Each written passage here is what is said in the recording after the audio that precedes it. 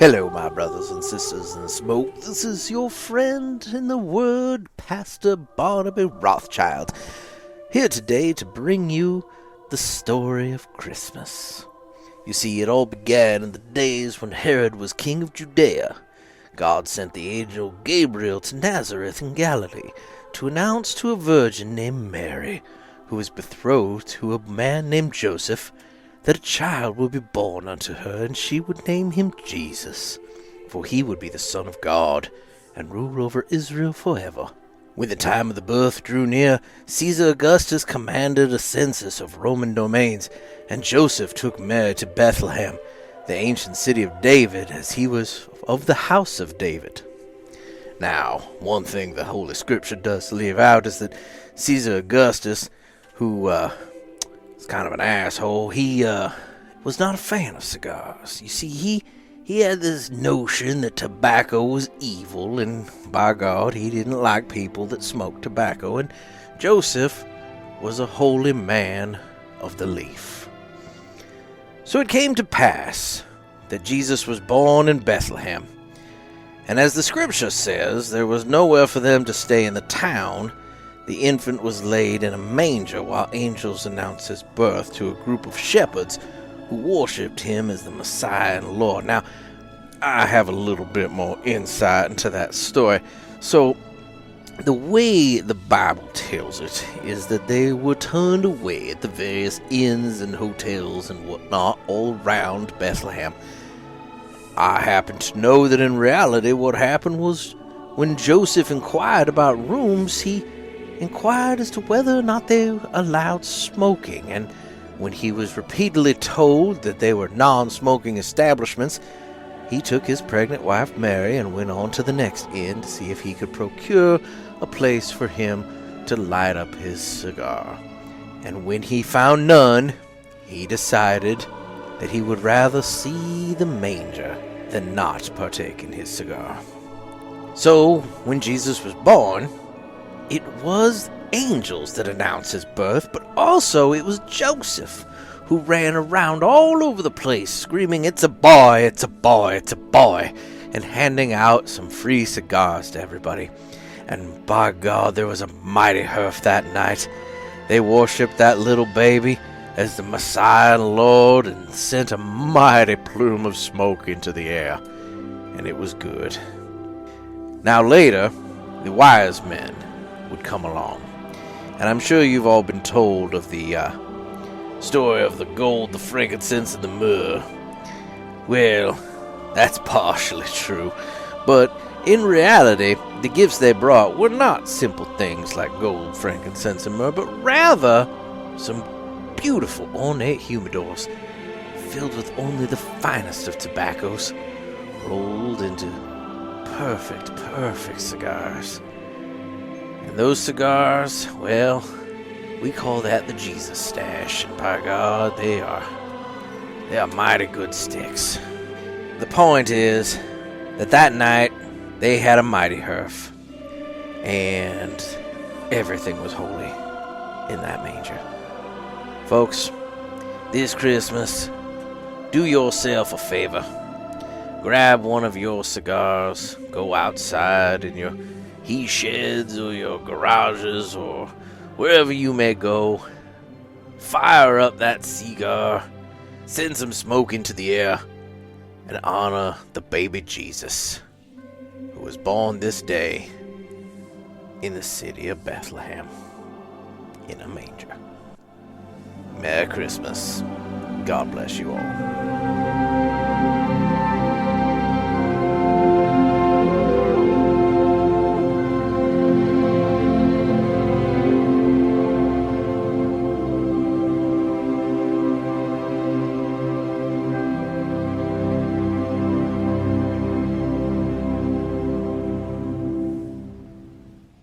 Coming to you live from the JRE Tobacco Aladino Mobile Studios, it's the Cigar Pulpit.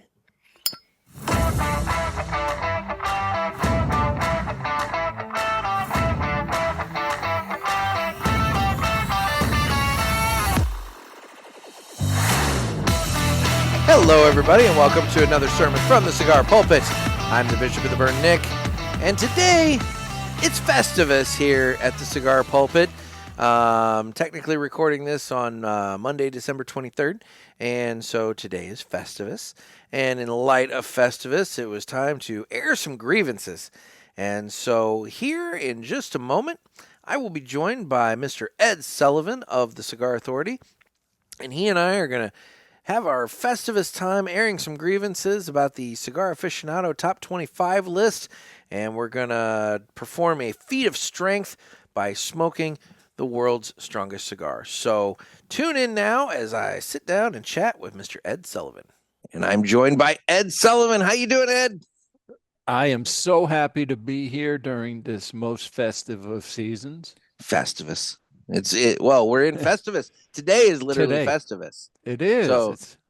So we're gonna be airing some grievances, and I don't know. Are you smoking something right now? Well, I decided, okay, I was smoking a little Purito that tied me over, okay. Perdomo champagne. Yeah. But no, I figure it's Festivus. I need a feat of strength. Of strength. It's blurred out your cigar. You'll have to put it in front of you. Let me see. There you go. We have the world's strongest cigar. That is a feat of strength for an early morning recording. No shit, right? So according to twoguys.com, twoguyscigars.com. I'm sorry, I need to get it right.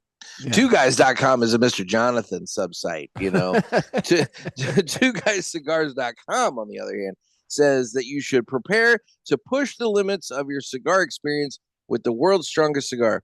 Crafted by Rene Lorenzo of HVC Cigar. Hey, I need that coffee sitting there. This powerhouse blend is made from the finest Nicaraguan tobaccos, featuring a double binder from Jalapa's Corojo 99 and robust fillers from Esteli's Criollo 98. Criollo, measuring 6x56 and offered in limited edition boxes of 10. Not anymore. I think they're all gone, aren't they? I think Ed had pulled some back. While you talk, let me check. Okay, perfect. This cigar delivers unmatched strength and balance as confirmed by industry experts. Would that be you and Dave and Mr. Jonathan? Yes, we are experts. Industry experts. So anyway, it's time to cut the cigar. And the official cutting is brought to you by twoguyscigars.com. That's the number 2guyscigars.com. Two Guys have been around for 40 years, and they are the trusted name in the cigar industry. Everybody knows Two Guys, but if you don't, please give them a try. You won't be sorry. Family owned and operated, twoguyscigars.com does the very best to provide a great selection, fair prices, and excellent customer service. So please go to twoguyscigars.com for your next cigar purchase and tell them that the Cigar Pulpit sent you. And remember, that's the number 2guyscigars.com. And with that, I'm going to go ahead. 6 boxes of those left on the website for $99.99. Okay. Box of 10. Okay, so as of Monday morning, you guys are hearing this on Tuesday, but as of Monday morning, there were 6 boxes left. So I don't think a lot moves on this date, right? Because if you haven't ordered for Christmas, you're not getting it in time. You're not getting it at this point. Yeah. That would be my thought as well, is that you probably and at this point too, who's doing shopping for themselves on December 23rd? You're not. You already got a whole bunch of regrets. There's really no reason. I guess people with no family, they don't give a shit what day it is.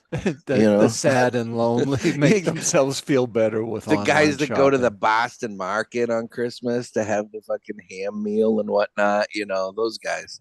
Is Boston market still around?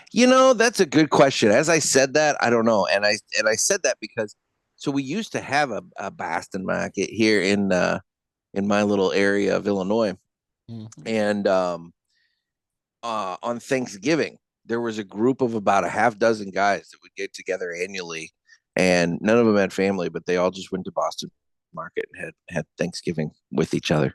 And you know what the problem is? You know what led to the demise of Boston market? What's that? They started as Boston chicken. Yeah. And it was all good. And then they Yeah. lost their focus. Well, they started Okay, doing now we're going to have meatloaf meatloaf and we're going to yeah. have a ham. No, it was good, I think, because they focused on what they were doing. And then they effed it all up. Effed it all up. Yeah. I did like I didn't cuss because, this is a family-oriented show. Oh no, it's 18 plus only. I was going to say, fuck, what are you talking about? No kids should be listening to this show. Let's put it that way. No.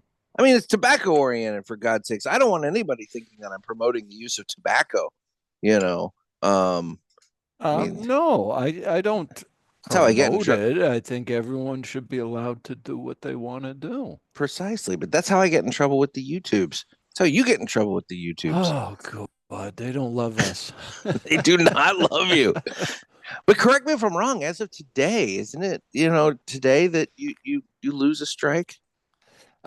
Supposedly, I checked first thing this morning. It was still there, so I don't know if there was a timestamp associated with it. They really didn't tell me. Okay. I'm gonna check real time, see how we're doing. I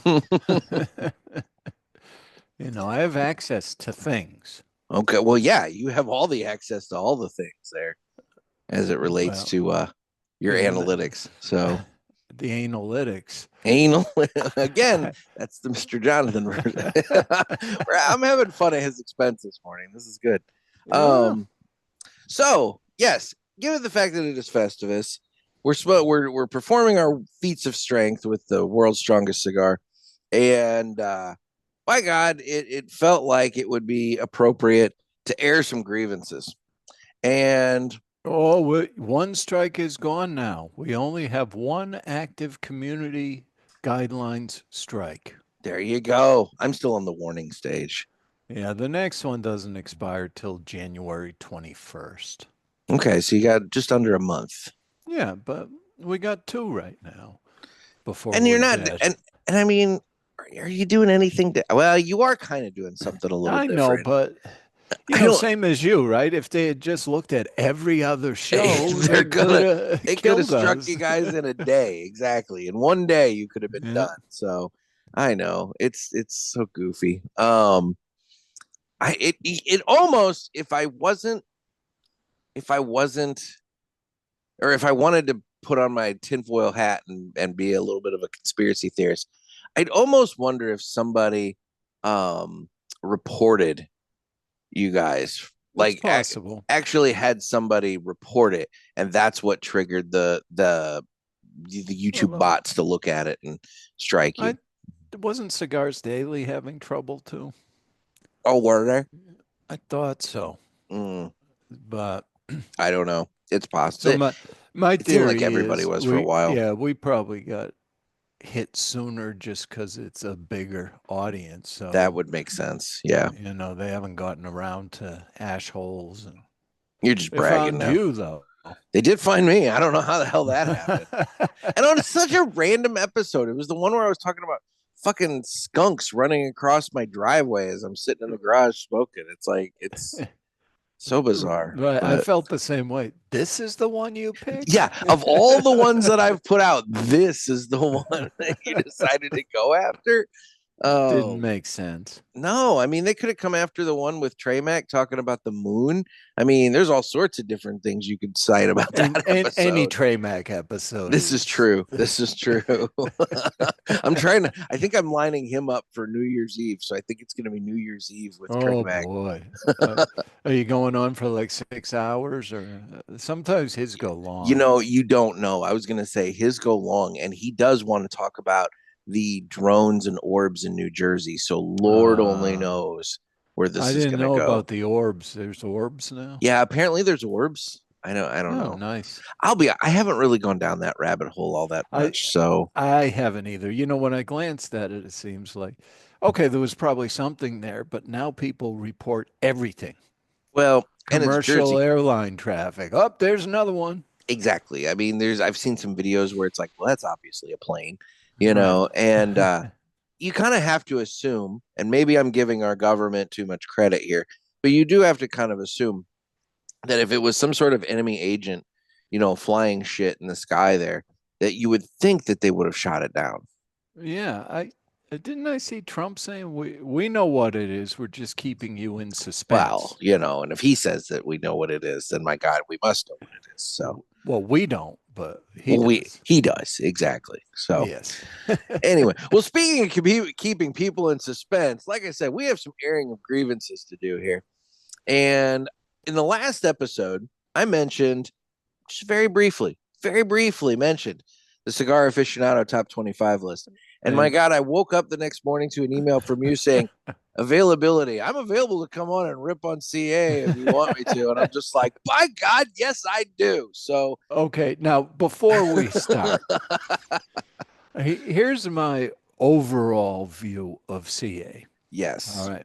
Nick, do you have like an old friend, going back 20 or more years who does stuff that annoys you now?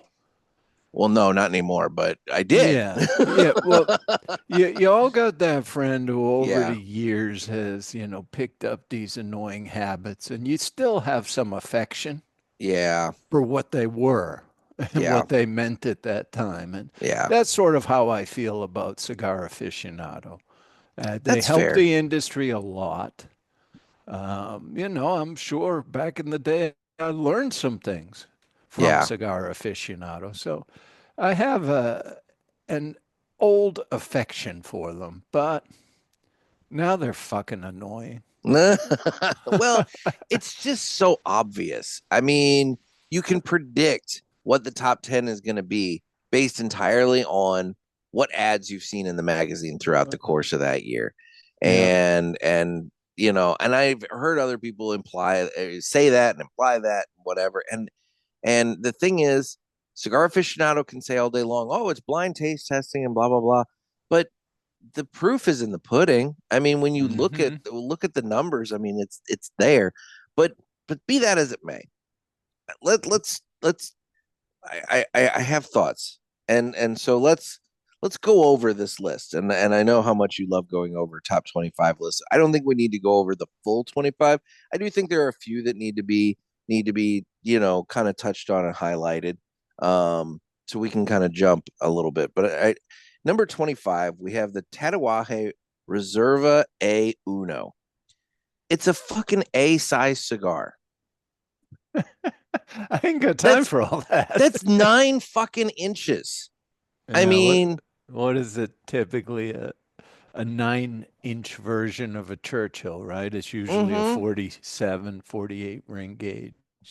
I can't tell you when I've ever seen an A-size cigar available for sale in a shop. I mean, that's just they don't sell. No, it's ridiculous. I mean, I've probably only smoked a handful in the over 30 years I've been smoking. I think I was given one when I went to the Drew Estate Barn Smoker in 2019. It was a Liga A-size, and it was like part of your admission. And that's literally the only one I've ever had, you know? So back in the day, I probably smoked a Monte Cristo A from Cuba. Yeah. A few things, but usually about halfway through, I'm thinking, I'm done with this, but there's so much more. There's so much more. And the thing is, and I wanted to bring that up specifically because it kind of ties into one of my criticisms of the list this year. But anyway, so I don't really have anything about the cigar. I've never smoked it, but I mean, I'll say that, an A size is a very bizarre size to put on a top list. Then at number 24 is the Ferio Tego Suma Corona Gorda.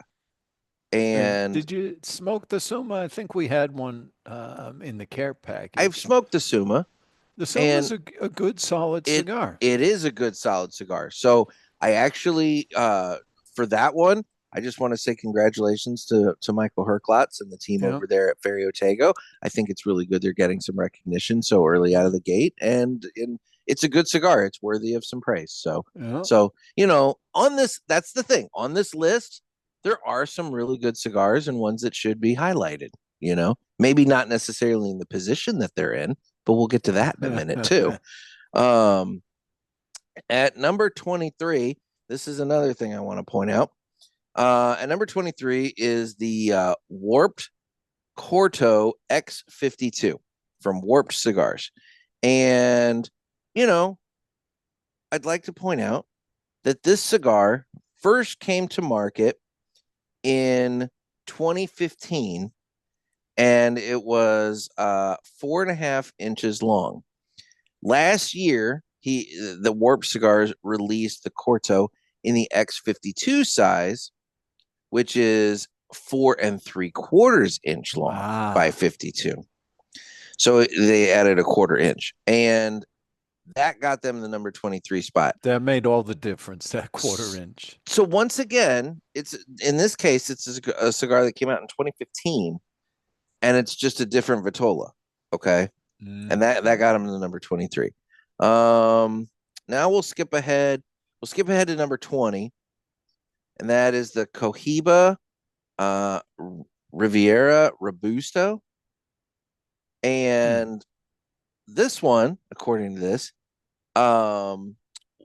it came out in 2023. So I want to give them credit. This one at least is a more recent, release, so that's nice. And it's the first ever Cohiba that is not a Cuban Cohiba that's ever been on this list. Okay. So I think that is worthy of some acknowledgement as well. So that's kind of interesting. Oh, I hit back and now it took me back to number 1, and I'm not ready to talk about number 1 yet. What else do we have here? Number 17, we have the Plasencia Cosecha 151 La Musica. I don't know. I mean, I like Plasencia, so I mean, Plasencia makes great cigars, but usually I look at them and say, I don't want to spend that much. And therein lies the thing: is the price point on that. Now at number 16, we have the Perdomo 30th anniversary sun-grown Epicure. I don't know for sure. Is that their first appearance ever on a list of? It's one of the first times. Look, let's put it this way. I've been paying attention to this list now for a handful of years, and I don't remember them ever being on this list before. No. Maybe, but I don't remember it. Listen, I haven't smoked everything that ranked above it, but I've smoked a lot of it, and this rating seems low to me. Yeah, it seems very low, like very low. Sorry, my cigar went out. I'm out here and I'm talking. Would you say suspiciously low?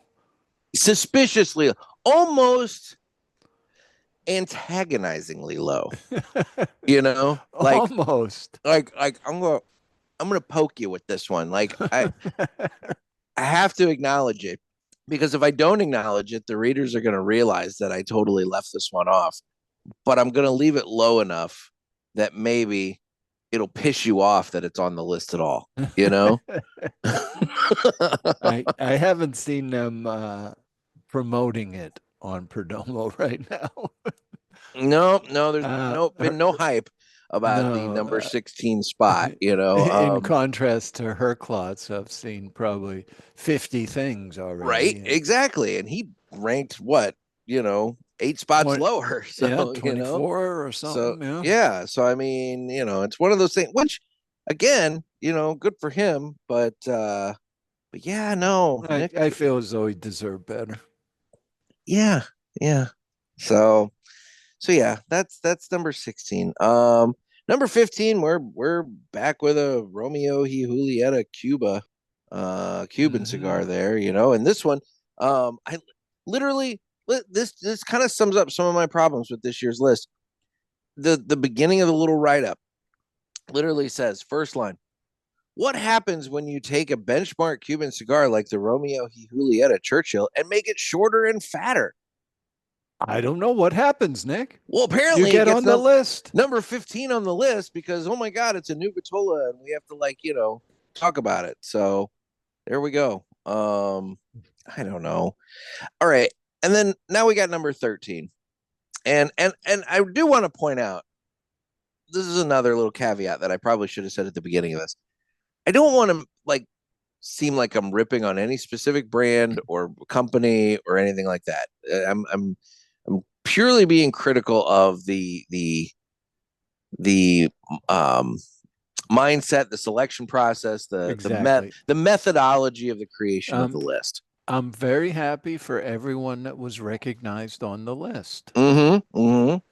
This is good, but not necessarily the order I would go in. Well, definitely not. So at number 13 is the Viva La Vida Jester. And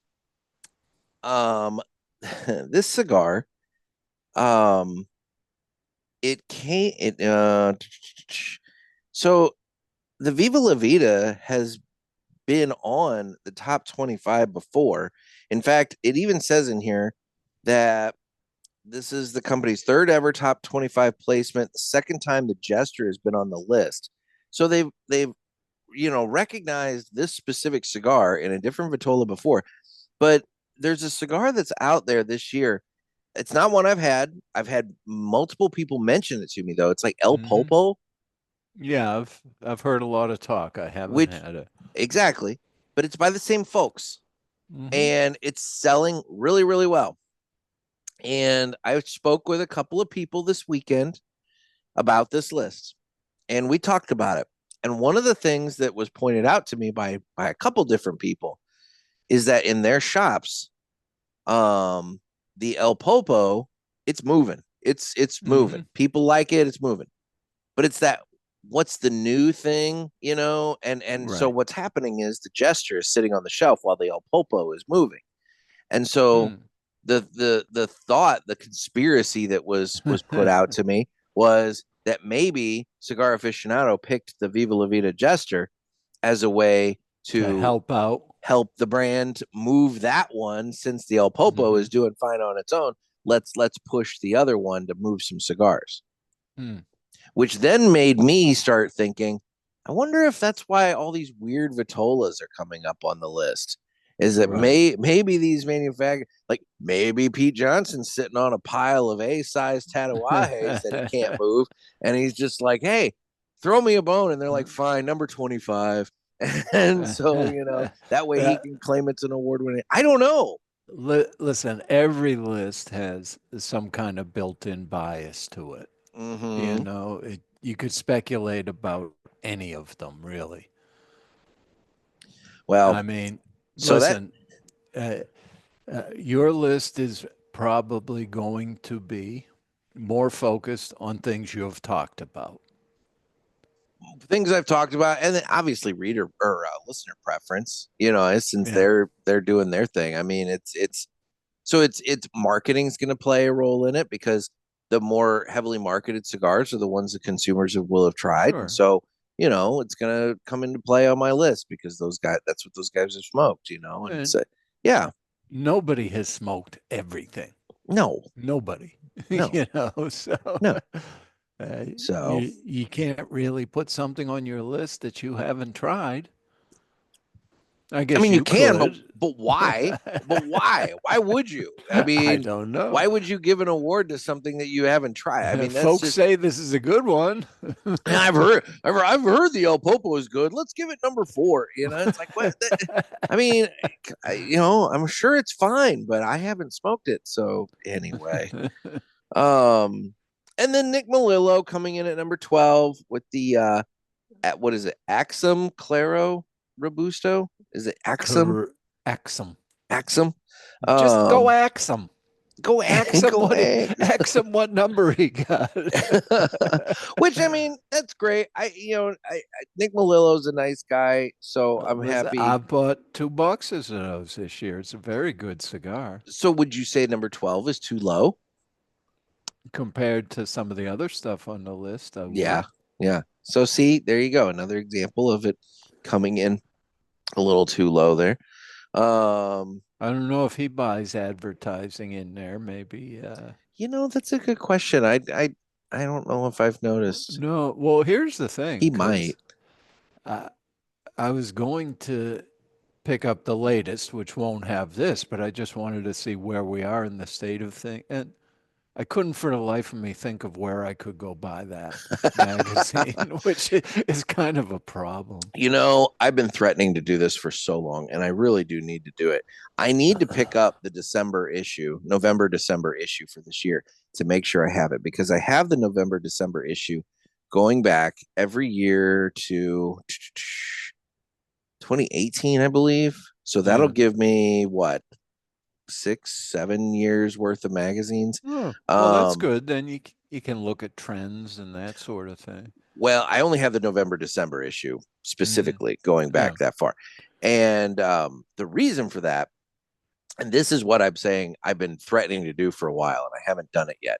So every year in the November, December issue, they print their statement of ownership that is required by the post office for their periodical permit and to mail it at a cheaper rate. And in that, they have to detail their circulation and their digital circulation, their free circulation, how many copies they give away for free, and all that kind of stuff. And I'm very curious to see what pay. Bingo. I'm very curious to see what they're and I've looked at previous years, and there's some slight funky, and because I know this because I have to do this every year for my newspaper. Sure.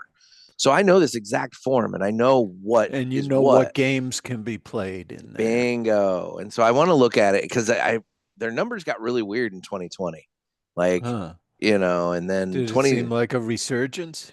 Well, what it seemed like there was a heavier emphasis on digital, which makes sense. I saw a heavy emphasis on digital from my folks, my readers, just locally with my newspaper in 2020. People didn't want the print anymore. But what I found is that for my newspaper, digital continued to climb, even 21, 22, 23, 24. And the print stayed pretty well where it was at the end of 2020. Right. But in 2021, Cigar Aficionado, their digital and their print, which was digital and print, went back to where it was before COVID. Oh. So it's like, how did that happen? Like, did people decide, like, I don't want the digital and I want to go back to the print and in almost perfectly equal numbers?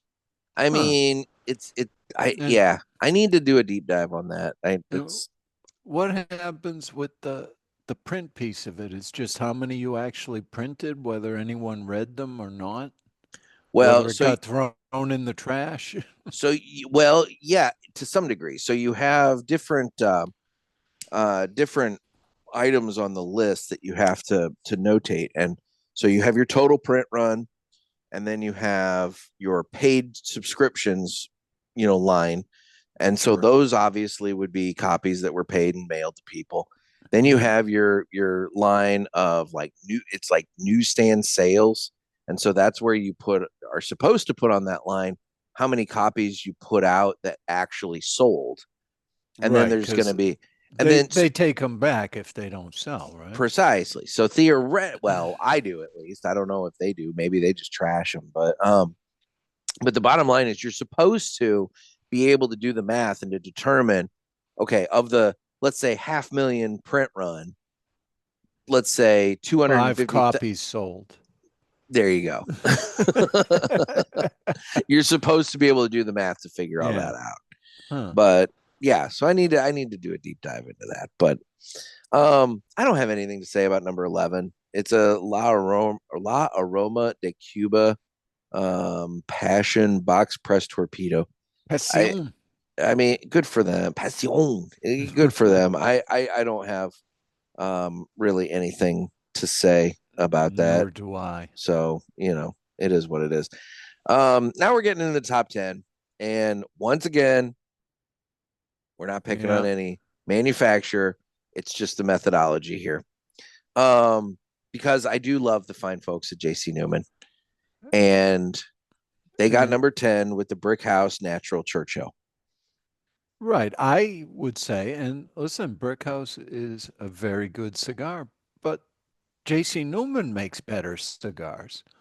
For sure. And the Brick House. And I'll even say the Brick House Natural in the Toro size is one of my go-to daily kind of like road stick kind of thing. I mean, like I buy multiple of those a week that I use or that I smoke in the car when I'm doing my deliveries and this and that and whatever.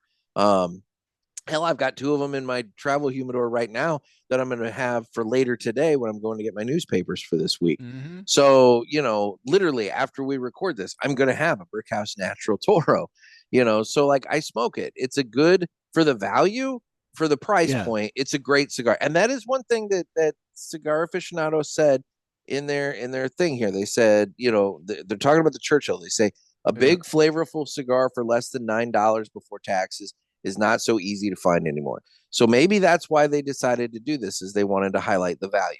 I don't know. No. But what I'd like to point out is this cigar came out in 2009, Mm-hmm. So it's like, once again, are we just picking a Vitola that we haven't highlighted on the list before? Whatever. Don't they do a value list? Yes, that comes out in January. Right. Yeah. So why didn't the Brickhouse Churchill win top cigar in the value list? Yeah, for that size cigar, there's not a lot of really good stuff under $10. Mm-hmm. Mm-hmm.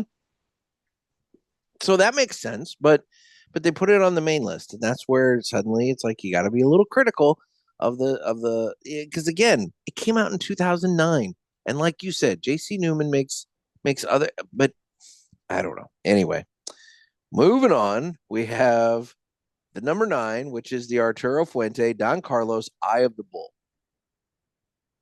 Okay. I've never smoked it. I can't tell you anything. I've seen it. I haven't smoked it. I mean, listen, Don Carlos is a good cigar. It's been around for a long time. This one is just a different shape. I think 3.5 by 55. They really liked the fat cigars this year, and we'll get to that. They're picking some very odd Vitolas, which then goes back to what I was saying earlier about, are we picking now? This one doesn't apply to the like, oh, we need to move a cigar, so can you highlight this Vitola so that we can move it? No, you don't see many out in the wild, which is another problem if you start putting things on a list that people can't get, like say Cuban cigars. Well, we'll get to that too. So, coming in at number 8. Oh, how funny, because coming in at number 8 is the Cohiba Maduro 5 Magicos, 4.5 by 52 ring gauge Cohiba from Cuba. And the other thing I'd like to point out is this is like a $90 cigar. Oh, nice. Yeah. And that'll become relevant as we go through, because a nice short $90 cigar. A 4.5 by 52 $90 Cuban. It just $20 per inch of cigar. Is that Mr. Jonathan's going rate too? $20, $20 an inch. He'll give it to you for 40. You just got to dicker a little bit, but it's okay. So speaking of $20 an inch, or actually slightly less, it's a little bit of a value. And number 7 is the Rocky Patel Conviction Toro. It's a 6.5 by 52 cigar, and this is the $100 Rocky. I haven't smoked it. I'm sure it's good. I'm sure it's good, but and they even say in their review, can a single cigar be worth $100? And they essentially say, I guess they think it is. They must think it is. And God damn it. See, this is where, if I were by myself, I don't want to get you in trouble, because like I have opinions, and so like I will share them. Okay, Rocky Patel cigars generally are not my go-to. I find that a lot of his cigars are just kind of I will give him credit. He's done a lot better the last few years. There have been Rocky 60 was a very good cigar. I feel like that was the turning point for him. And because since then there's been a few other ones that have come along that as I've smoked them, I'm like, that wasn't bad. That was a little different. That was something else. This factory's doing some some good stuff because he made the stuff for Mickey Peg too, which was very Hmm. good. Exactly. And no, I'm But with you. I don't real most of his stuff is not for me. yeah, The 60, I really enjoy that cigar, but not the price. Uh, exactly. And this one, I mean, look, you could tell me this is the best cigar ever, but at $100 a stick, I'm not buying it. no, It's just not going to happen. Um, no. so There's not much I spend big money for.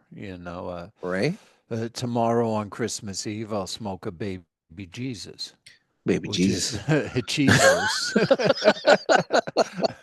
And I see, that just makes sense. It call makes the Atabey Hechizos, I call the baby Jesus, and I'll smoke that nice short cigar. So, yeah. at the end of the night, you just have a quick and delicious smoke. Can I have your milk and cookies, or is it eggnog and cookie? Are you an eggnog guy? I didn't get any this year. Usually I get some and I have got a little some. bit and say, okay, it's kind of like a milkshake that's a little off. Yeah, yeah. Kind of Yeah, a nutmeggy milkshake, kind of thing. sure. Yeah. But Yeah. it generally it let's put it it's good once a year. Yeah. It's not an all year No, if I beverage. buy like the half gallon, most of it's going down the sink. You had one glass and you're like, Yeah. that does me for a year. Okay, I remember what that was. Oh God. Do you spike it? No, I don't either. no, I don't I either. just have some. Usually, I'll call it breakfast one day. You know, Okay. Okay. have a nice full glass of it, and that's more than enough. I had there was a coffee creamer that I had tried one Oh time yeah, that was an eggnog eggnogger. flavored. Yeah, Yeah. Yeah. I think Starbucks did an eggnog latte. Maybe they still do. Oh, I don't know. I'm not I don't really go to the Starbucks. I I don't just either, not anymore. it intimidates me. All these coffee Oh my houses God, intimidate me with all there's words their you don't even oh my know. God. It's like I know you're saying words, but I don't know them and I don't Right. know them in that sequence. And so and you step up to the counter and they're staring at you and there's this line of people behind you. They all know what they're gonna It's a say. lot of pressure. It is a lot of pressure. I mean, it took me forever to memorize that I need Trenta iced black tea with no sweetener, and all that is a Right. fucking large unsweet iced tea. Sure. But but it sounds so fancy, but it's like you're lining up at the soup Nazi or something. right? You got to No, have it ready to go. exactly, and it's intimidating. I don't like it, but Yeah, I mean that was there was a sub shop near a place I worked. We called SWA Subs with Attitude. okay. You got up and even stammered. They would just look Mm. past you and say, "Next." So you're a worldly guy. Have you ever been to the Billy Goat Tavern in Chicago? No. That is, do you remember the bit from Saturday Night Live? The cheeseburger, cheeseburger, Yeah. cheeseburger. No fries. No Pepsi, Coke. Yeah. Whatever. So No Coke, Pepsi. yeah, so that is the place that was Ah. based on, and they've got two locations. One is on like the little pier thing that they've got off the lake, and then one's downtown. The downtown one's the original one. It's almost like in a sub level of the street. You got to go Mhm. down below the street to like the sub level area, and it's there. The fucking burgers are great, and it's the same thing, with chips, no fries, and like no Pepsi, no Coke, and they do that. I mean, it's literally their shtick. They do it, and they're dicks. I mean, you get up to the counter if Mhm. you don't know what you want, you don't know how to order it, you're gonna catch some Yeah. shit. But it's part of the mystique, the thing of the place. But Yeah. but yeah, it's that same concept. It's like you got to Well, know what you're going to order, or else you're going to get picked on.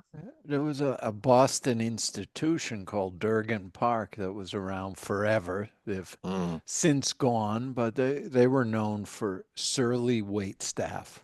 Not Surly. necessarily abusive, but surly. People expected it, so it became more an all in good fun kind of thing. Okay. Okay. There's a place down by the Ozarks called Lambert's, and they throw rolls. So it's the Ah, home of the thrown rolls. So like wherever Like you're sitting and you're just like, you need bread, and you're like, you do that. They just fucking hurl a roll at you. Well, You I know? like that though. I know. Yeah, it works, I but mean, I used anyway. to like the places that would just, give you peanuts and you throw the shells on the floor. Oh, I know, but Ground round, was that still, a man. national thing or? Holy shit, man. You are bringing up some real blasts from the past with that. So that it had to be at least somewhat national because we had one here. We Hmm. had one in the mall that's like, I don't know, a mile and a half that way. And God, I remember that as a kid. That was in the mall. It was a sit down steakhouse up by Sears.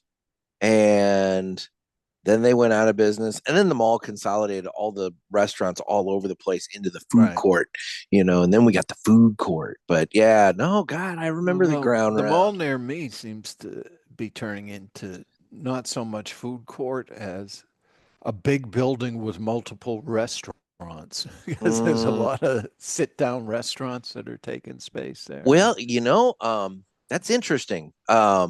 Because who was I? This was a number of years back. Somebody told me that there was a gentleman who owned. I think it's a company called Rural King. It's basically Mm. like a Walmart for like farm and rural type implements Yeah. and whatever. He was going around and he was buying abandoned malls, like closed down, Mm. shut down malls. And what he was converting them into was commercial storage space because it was, climate controlled and Yeah. they had all these big bays and everything like that. And so he was converting them into storage So you put units. your combine in there when you're not using it, Yeah, or? I mean, I think it's more like if, let's say, you own a company and you have inventory that you need to store or something like that, you could like, I don't Sure. know, but yeah, so maybe. Um, Although a but lot of restaurants need to store their summer outdoor furniture in the off there you season. go. We could put See, it in the mall. right? And when they're not Yeah, storing that, they could store the big outdoor heaters that they bring out at like sure. fall because they bought a bunch of those during COVID. So, Everybody did, yeah. I know, I know. um, anyway, so yeah, yeah, damn, the ground round. I haven't thought about that place in forever. Fuck. Yeah, that's Um, before, peanuts became lethal weapons. well, that's exactly what I was gonna say. Is then the peanut allergies became such a big deal, and we have to cater to everybody. Although So, you know, Five Guys, has the peanuts right at the entryway. yeah, it's the only thing I can afford at Five Guys. Right. It's But like if I want to get a burger and fries, I got to take out a small mortgage, and then on top of it, there's very few places that I go that when I'm done with the meal, I feel like it's almost a certainty I'm gonna have a coronary. yeah, But Five Guys is one that it's like if I go there, it's like I'm gonna feel like shit when I uh, finish, oh, well, I think the Five Guys peanuts are like a force field to keep the peanut people out because they Mm, they cook their French fries in peanut oil. that makes a lot of sense. So just let them know right from the get-go, this Yeah, place yeah. is not for This you. is this is deadly for you. You should just go. You Just should go. just go. Just go. Are Yeah. you guys? Is Dave still feuding with the Five Guys over the pizza thing? I mean, it's still a point of irritation. I can't say whether he's been back or not, but Okay, okay. I was just I wondering. would guess not. I gotta admit, I remember listening to that episode and just fucking dying laughing. He got so pissed. He's like, they didn't send him. Oh, it was funny. It was. All I right, mean, they it was sent sad. Blanco over to retrieve the pizza. Some of it was eaten. Yeah. Huh? Yeah. Oh God. I don't Oh, know. I I don't mean, what? know. Let's say that. What would you do if something showed up at your house? If it's I not mine, suppose it's not mine. but it's different. Yeah, they would have known that someone was delivering something, right? Yeah, you would think. I mean, it's a Yeah. and yeah, you would have thought that they would have looked at it and been like, "Oh shit, this isn't ours," Yeah. or something like that. I mean, but I don't know. I guess they Yeah. were sick of burgers and they said, well, this is a Well, nice now change of pace. I can understand that. I mean, I can definitely understand that. But Yeah, man, I don't know. I'm trying to remember what time of year that was. Maybe they thought it was a holiday gift of some sort or something. But yeah, it was kind of shitty. But Now, um, one question is the leg lamp a seasonal thing or that'll be year round?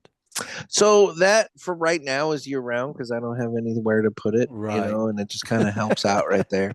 And Yeah. it's nice. So I got that going on for me. But All right. um actually I got a hang on. Oh God. It's the There we holiday go. I season. actually received a nice gift from a listener. Really? Yeah, I did. I received a nice lighter that I meant to use in this episode, Oh and boy. and I shanked it, and I didn't put any gas in it yet. So I need to do that. I got a really nice lighter, but they also sent me a little leg lamp Oh, bobblehead. bubble. It's a solar bobblehead. It moves under bright sunlight. So Wow. I guess it shimmies, and whatnot. Man, So that's nice. I got two legs. She's a little uneven. She's got one taller leg and one little leg, but Yeah, it's she's fine. kind of walks like this. But whatever. Yeah. So no, I used to really like that movie, Christmas Story. I used to Um, watch it every year. and then they started doing the 24 hours of Christmas Story. Too much. It is too much. It ruined it. It ruined. Yeah. Did you see the sequel? No. They just did that a couple years ago where they brought the kids back and the Huh. kid now is the dad and everything. I haven't watched it. But the light racism was gone. That I don't know. Because it was still. I mean, it still would have been Yeah. set in the past versus Yeah. when it came out. Because I Doesn't mean, matter. They need to erase that. yeah, yeah. I'm just saying. I mean, it is possible that they kept it, but probably not. Um. Probably not. hmm How's Anyway, that cigar treating you? I don't know if I'm talking too much or what, but I do keep having to hit Mm. it with a little fire. Um, it's Yeah, you can't really judge it if you're doing a podcast while you're no. smoking. I haven't had issues with it in the past. Mhm. So, Mm. No, I agree. I mean, I've smoked. This is I think this is the third one I've smoked, but it's the fourth one out of the box because I gave one to who did I give one to? Jerry Pulaski. No, I gave one to somebody at the expo. Ah, Oh, um, the strongman guy who did the emceeing with Tony V. oh yeah. Yeah. Um, he was talking about it, and he and I were chatting back and forth. And I had just bought a box, and I had just gotten one out, and I was like, "Here, you want one?" He goes, "Really?" So I gave him one. So yeah, yeah, one of them went to him. Hmm. So anyway, All um, right. all right, We just broke into the top 10. I Well, we know. got three of them, Well, four of them done. four of them in. So no, we're down to the last No, six. we're doing So well. and you know, here we go. Number six. What do I have in my notes here? Number six came out in 2013, and while the Figurado won Cigar of the Year in 2014, the Oliva Serie V Milanio Maduro Torpedo is getting the number six spot in 2024. So what? 11 years after coming out. Yeah, and Um, you you always know, expect something from Oliva in the top 10. exactly. They have their ads. Hmm.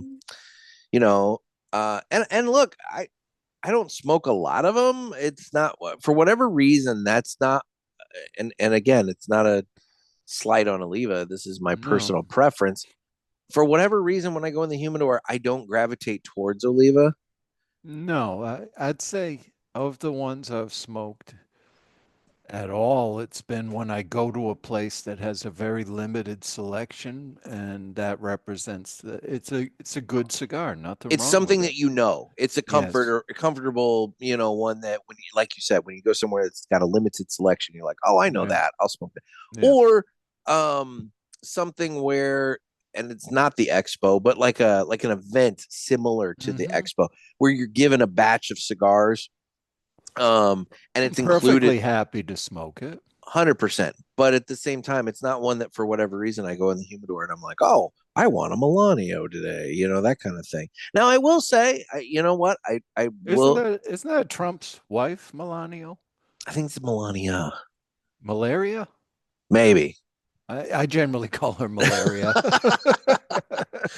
But I will say, actually, Oliva had they've got a fresh pack at a shop near me, and it's $25 for 5 different, so it's a variety pack, 5 different Churchill size cigars. And I bought that because at $5 a piece for those, that's a deal. I'll do that. And it seems like they've become a blowout thing at catalogs, Well, let's talk about that, because the dirty little secret, and I don't know how secret it is, but I didn't know it, and I don't know how many other people know it, but there's a website, Cigar Page, and that's straight up owned by Oliva. Like it's I guess you got to dig around a little bit to find out, but I guess it's owned by Oliva. And so if you want a deal on Oliva cigars, I mean, I'm not telling people to go there, but apparently that's where they're blowing out a lot of products. And And which is part of the reason I think they've lost some traction at retailers. Yeah, because if you're going direct to consumer, yeah, why do you want that in your shop? What brick and mortar is going to put up with the fact that, you can go online as a consumer and buy a box for the same price that the brick and mortar has to pay? And here I am talking about it. I know. Fuck. Yeah. But see, that's the kind of shit that I don't think I don't know. We shouldn't be putting up with that stuff. Retailers. We're mad as hell, and we're not going to take it anymore. We're airing our grievances, damn it. Yes, we are. And speaking of grievance, number 5, the Partagas Leena Maestro. Maestro.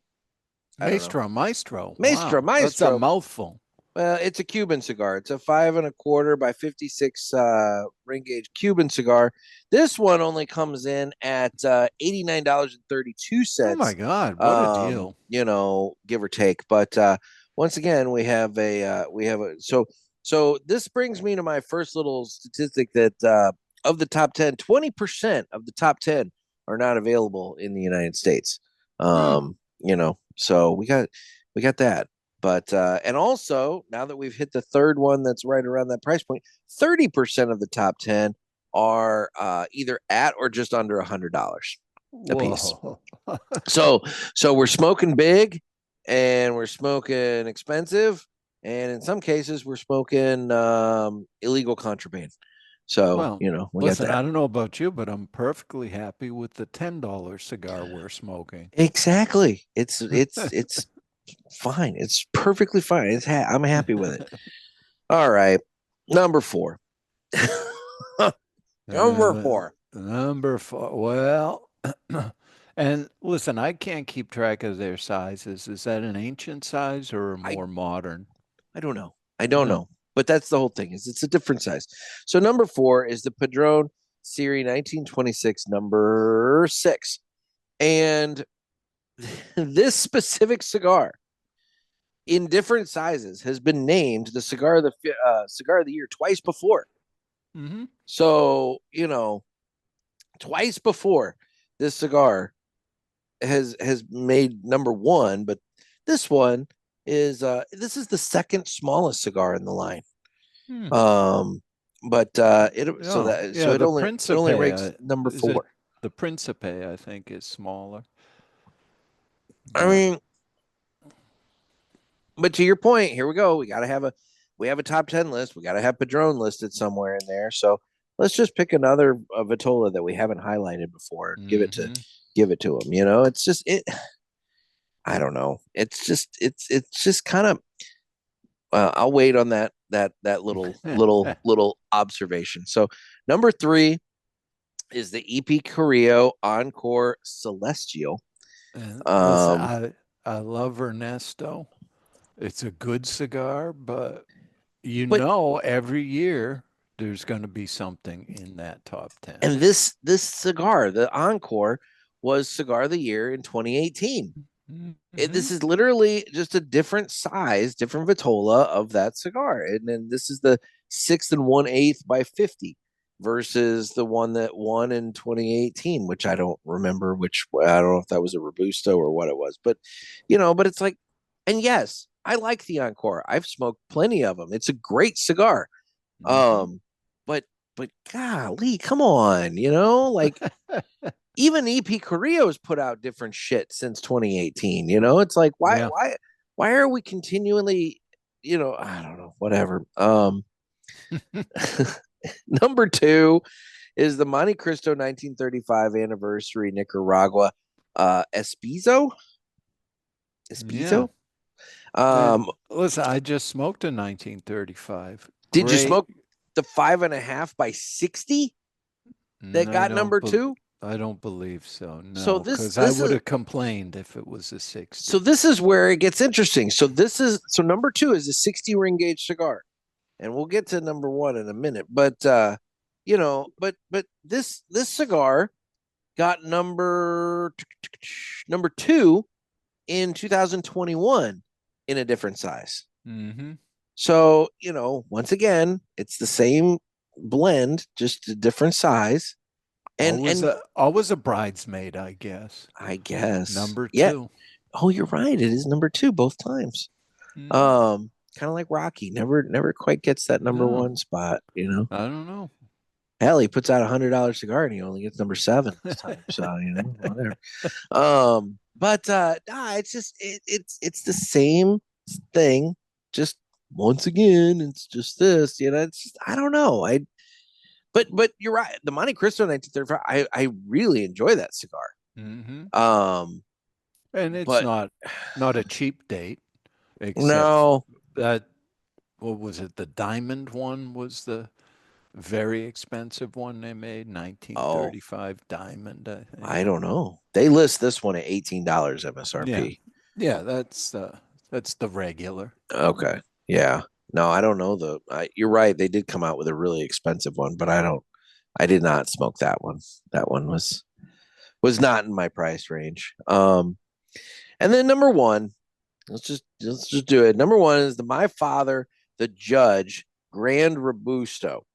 It's a $13.30 cigar, 5-inch by 60 ring gauge. So both the number one and number two cigars are 60 ring gauge cigars, which, Hmm. I mean, are they just trying to like make this the year of the fat cigar? I don't know. But the thing is with this cigar, the Judge came out in 2016. 2016. Huh. Like why how is this now? I mean, I don't know. It surprises me that this makes number one. And the thing is um every once in a while they do this. Every once in a while they bring out a number one and you look at it and you go, where in the hell did that come from? Yeah. And I don't want to I keep hedging. I don't want to pick on another cigar, but there's one that comes specifically to mind that I'm just gonna put it out there and say the Aging Room Quattro, when that was Yeah. named number one, that was kind of one of those like, where in the hell did that come from? Now that's a fine cigar, Yeah. but it's just kind of like, where did that come from? In this case, where in the hell did the My Father, Judge come from? You Mm. know? Yeah. No, it's perfectly good. I've smoked them. I've Yeah. enjoyed them, but I don't know. If that's the Mm. best thing you smoked all year, you didn't have a particularly good year. Right? I mean, that's the other thing. There have been cigars that have come out this year, and I need to go back over my list and put together my personal list of things I enjoyed that I smoked this year and Yeah. And whatever else. listen, But that blue-eyed Jack was a surprise to me there how you good go. that cigar I is. had a number of people submit that for the ballot for the parishioners cigar of the year, Right. which I need to. And for those of you listening that are interested in that, I'm still figuring out getting the ballot put together on that. So Yeah. we'll unveil it. It'll come out in a timely enough manner, but I'll have the ballot at some point here. But Yeah, I yeah, I mean, mean, there are but a lot that of was great cigar. Even that Drew Estate, the blackened shade to black was a very good a good. cigar. I liked that a lot more than the regular blackened. Yeah, yeah, I think it was a really good blend. There was. And hell, even if we want to go from Rocky, that what is it, the gold label or Yeah, whatever? sure. That that was all right. I mean, that was a good cigar that came out this year. Um, you know, Yeah, I wanted to throw him a little love since I felt like I was picking on him earlier, but but uh, it's one of those things that like so I know Chef loves Rocky cigars so much that I didn't want a chef thinking I was picking on his cigars, but well, yeah, Altadas did put out $150 1935 anniversary mm, edition doble diamante. $135 or 150. $150. I Yeah. mean, you're literally lighting the damn thing on fire. I just for the life of me, Yeah, I mean, but I so can guess it be almost 10 times better than a regular one? I don't know how. no, I don't know how either. I don't know how either. Um, anyway, but yeah, I just the list was once again disappointing to me. It was Mhm. a lot of It's that the old friend that disappoints you. yeah, it's you nailed And it with that you description think, well, because next time it won't be so disappointing. and But and, it and is. it is because it's the same shit. It's different vitolas. Every once in a while they throw in a little something into the list just to make you go, oh, they are looking at other things, Hmm. but they throw them But way down. usually not in the top 10. It's No, just exactly. It's the 11 through, and that's the thing. I actually wait to see the 11 through 25 right. more than I do the top 10 Sure, because the because you might find something you weren't aware of that's worth a exactly, try. Yeah. exactly. Whereas the top 10, it's going to be these 6 or 7 brands, probably a Cuban, and then maybe a surprise or two in there. Right. You Yeah, know, the brick house was kind of the surprise this year, I guess. yeah, I kind of expect to see Newman in the top 10, although I feel like maybe in the last year or two they haven't. Mm. But yeah, exactly. It's one of those And things that you you look you at it know and what seemed absent was an Ashton pick. There's usually an Ashton pick mm, of some sort in the list. that's true. You're right. Maybe they were the ones left out this year. You So hit the phone call. It's your year to be it's your left out. it's your year. But maybe they didn't put out anything. Well, that's I was going to say maybe they didn't put out Yeah. anything new. That's not relevant either. I don't know. I just it's one of those things where you got to. I guess it's what you got to ask yourself what the point of this is, and if the point of this is to get conversation going, good or bad. Cigar Aficionado won the day because here we are. Yeah. We've been talking for slightly Everybody over an hour, and everybody talks about it. yeah, Nobody's happy except for, the ones that made the list. yeah. And I mean, I'm sure there's a sales bump still that goes with it. Probably not as big as it used to be, No. but No. Jonathan has said over the years, yeah, fewer and fewer people come in looking for the number one cigar of the year. They're they're just they're not tuned into it. going to have a bit of an issue with this year's number one, I think. Yeah. Yeah. But yeah, but yeah, I don't know. It's bizarrely sad. It's you're looking at it, and like I said, you've got a couple. There's at least 3 that I remember on there that were from Cuba. You've got 3 that are at or right around $100, maybe more. I didn't look at the price points for 11 through 25. You've got some that placed lower than they should have Hmm. with the foundation, the Perdomo, Yeah. the Suma from Ferriotego. You have a lot of odd sizes that you look at, and you're just like, what is up with this? It's just such a bizarre. It's a bizarre list, and you just have to wonder like what is the point? But there's so many top cigar lists now that Yeah. if you don't like this one, I guess find a different one. When does Cigar Journal put theirs out? Do you know? No, I don't think they're later. I don't think I've even seen I their haven't seen survey it. yet. Okay, so yeah, We so would see that, before it comes out. yeah, okay. Hmm. Because I would think that one would be, that one historically tends to be a little bit better.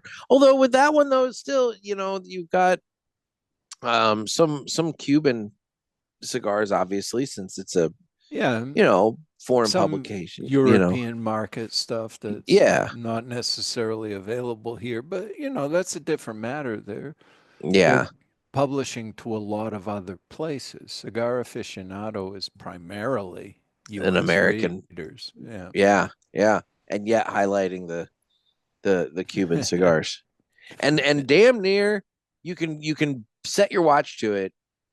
Um, it seems like every other year they do some sort of a like your travel guide to Cuba Right. or highlight. They do a whole issue all about Cuba, and to the Yeah. point, So it's like is it cute? Cigar Aficionado's good if you want the illegal, the hard to get, and the expensive. Then they got you covered. They got you covered.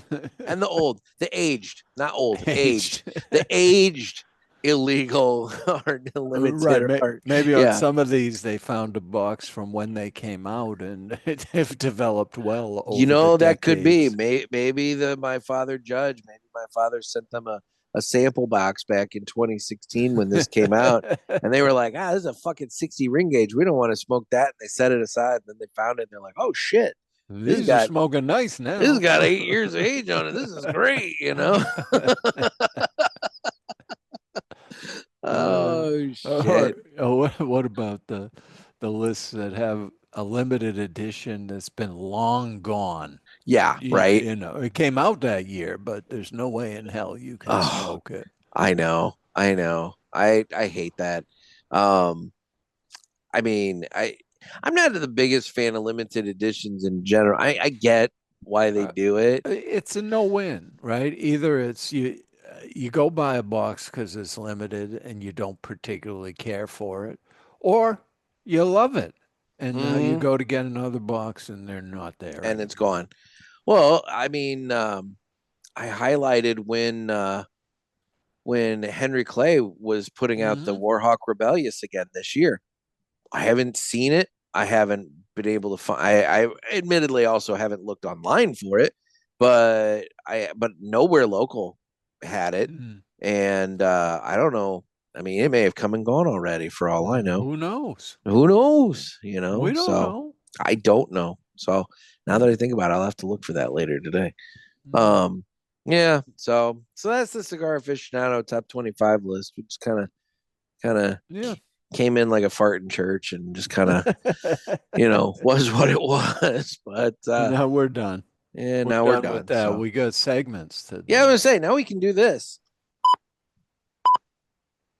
It's time for the Villiger Cigars Entertainment Report, brought to you by Villiger Villig. Cigars, one of the leading cigar and cigarello manufacturers in the world, founded in 1888 and still family owned and operated. Head over to villigercigars.com and check the store locator to find a shop near you that carries them. We guarantee that Villiger Cigars will be a wonderful addition to your humidor and cigar rotation. I So couldn't Ed, get my full Villiger out. I don't I want to know. step on the ad. No, I appreciate that. Yeah, So, yeah. so it sucks when you can't get your full Villiger out. No, no. So you always have something really good for this. What have you been watching lately? I got a couple of things. Okay, good. And yeah, you may have seen this on Netflix. Carry On? No. Okay. This is a young TSA agent who fights to outsmart a mysterious traveler who blackmails him into letting a dangerous package slip onto a Christmas Eve flight. Hmm. So I guess that makes it a Christmas movie, but the evil guy in it is Jason Bateman of all people. Ooh, okay, okay. Yeah, and would I say this is great? No, but it's a perfectly fun way to pass some time, you know. Okay, okay. It's call it a kind of a junk food movie, right? So it's like a thriller kind of thing, or Yes. Oh, okay. it's very thrilling. Very thrilling. Okay, okay. I can dig it. That sounds fun. Now, All right. And I also like I from like Jason Bateman, so you know.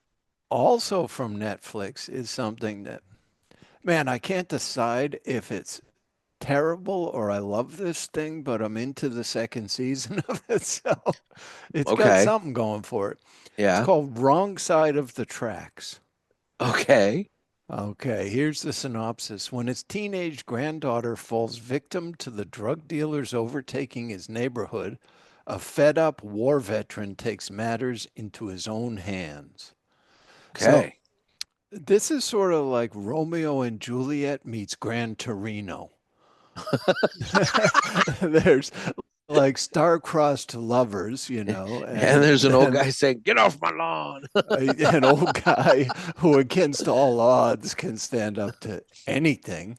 Okay. Uh, Okay. yeah, it takes place in the ghetto of Madrid, so we've got some really bad dubbing that goes with it, which Okay. I love bad dubbing. I don't know what it is about it, like Dude, Japanese movies say and Godzilla movies. I was getting how about that old Iron Chef, Yes. the mouth Oh. stops moving and it keeps going for a long Is time that the one after where he that. always takes the big bite out of the bell pepper? Yeah, yeah. Okay, yeah, The yeah. Uh-huh. chairman. Yeah, the Yeah. chairman. Yeah, yeah. Oh, I used to But love I. yeah, this wrong side of the tracks is something. Uh, Okay. All right. yeah, I think there are 3 seasons in total, and I'm into the second one, and there's a lot of trouble in that neighborhood. So much trouble in that neighborhood. So Okay. much trouble. All right. I'll have to check that one out too. I mean, who wouldn't want, Romeo and Juliet meets Gran Torino in Madrid? I mean, it's a great descriptive. I like it. It's that's what sold me on it. That Yeah, descriptive sold me on it. So they're not using that, and they're free to promote you it know, that way. Netflix just screws up with that so much. Um, it's one of those they what bugs me about Netflix is they come out with these shows and they decide to cancel them so quickly, Hmm. and I get into one of them and then it's like, oh, that ended on a cliffhanger. Oh, there is no next season. Like Chaos. I don't know if you watched that at all on there. No. It was a great show. Well, it was an entertaining show. It had Jeff Goldblum and he was Zeus. It was about the Greek gods. They were like living Yeah. amongst us. And it was an entertaining premise. And by the end of it, it's like you're finally getting to the point that all the pieces are in place and you feel like things are about to go bad for Zeus. And then it ends and it's like, oh, no, next season. And it's like, well, That's it. fuck. So, yeah. Yeah, this wrong side of the tracks is clearly something they picked up from overseas. Mm-hmm. Like they've been doing with a lot of Korean A content. lot of Korean content. Yeah. Yeah, the K drama. And did you watch the cooking one? The cooking one. What was it called? Culinary Class Wars. No, I don't know that one. Oh, it's like a cooking competition meets Squid Games. Oh Although God. they don't kill the I was losers, I but was gonna say, I'm like, oh my God. it's just so over the top with the production of it. And Okay. there is one American chef, a guy named Edward Lee, who's in it, but I feel like they kind of screwed him because he was American. But whatever, Probably. he Probably. should have won. Um, okay. They're Yeah, doing another season of Squid Games, aren't they? I believe so. I think they've started to promote it, You but know, it's sort of a one and done thing, isn't it? I didn't watch the first one. Oh, all It right. kind of came out and I was like, and then I heard a little bit about what it was about. And I'm like, I don't know if I really care, and I never got to it. Yeah. Well, So, I you mean, don't need to. I would say maybe it's good, but I've But got, watch wrong side of the tracks okay, wrong instead. side. write that down along with carry on. And I'm taking notes yeah, here. you So, could decide it's just too terrible, but something about it, they've elevated terrible to be almost art form.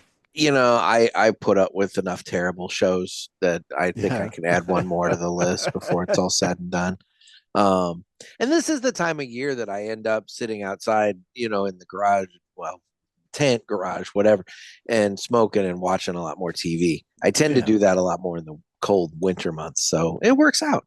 Yeah, today I had to crank up the propane Mister Heater because, we're in a chill zone. I need to get one of those. I've got my little electric heater. We're getting to a balmy 48 here today. And so Ooh. I have my garage door cracked at this point, and I've got my uh, air purifier running. But I did purchase a fan for my window.